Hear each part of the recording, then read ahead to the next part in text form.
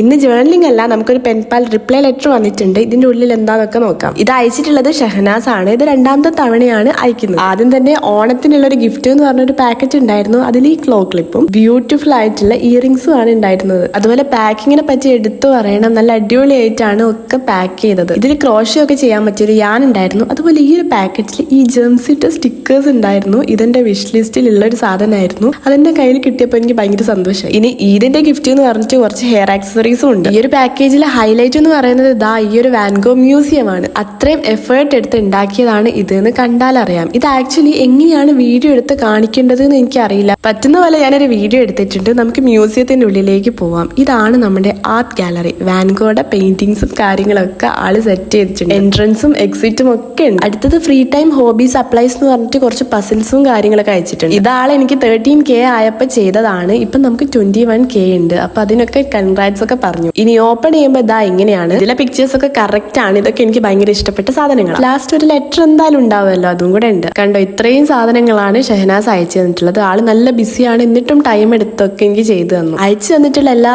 സാധനങ്ങളും എനിക്ക് നല്ലോണം ഇഷ്ടമായിട്ടുണ്ട്. അപ്പൊ താങ്ക് യു സോ മച്ച്. ഇതുവരെ 3 പേരായിട്ടാണ് ഞാൻ പെൻപാൽ ചെയ്തത്. പുതിയ പെൻപാലൊന്നും ഞാൻ ആക്സെപ്റ്റ് ചെയ്യുന്നില്ല. വീഡിയോ ഇഷ്ടമായിട്ടുണ്ടെങ്കിൽ ലൈക്ക് ചെയ്യുക, സബ്സ്ക്രൈബും കൂടെ ചെയ്യാം.